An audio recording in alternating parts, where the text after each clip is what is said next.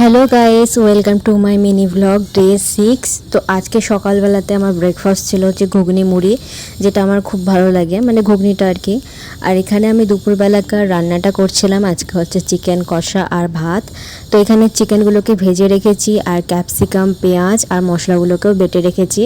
কড়াইয়ে প্রথমে গোটা গরম মশলা ফোড়ন দিয়ে তারপর আমি ক্যাপসিকাম দিয়েছি, 1 মিনিট ভেজে নেওয়ার পর পেঁয়াজটাকে দিয়েও 1 মিনিট ভেজে নিয়েছি। খুব একটা লাল করলে কিন্তু হবে না।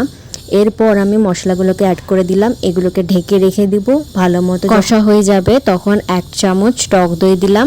এরপর চিকেনগুলোকে অ্যাড করে দিলাম, এটাকে আরও 5 থেকে 6 মিনিট মতো কষে নেব, ঢাকনা দিয়ে একটু রাখবো। এরকমটা দেখতে হয়েছে। দেন গরম জল অ্যাড করে দিয়ে ফুটিয়ে নিলে ধনেপাতা আর লঙ্কা দিলে রেডি। আর দেখো আমার লাঞ্চটাও কমপ্লিট হয়ে গেছে। আর সন্ধ্যাবেলা একটু বাইরে বেরিয়েছিলাম, তো এটা হচ্ছে চিকেন শর্মা আর এটা হচ্ছে চিকেন নাগেট। আমার মোটামুটি লাগলে, তোমাদের কেমন লাগলো বলো।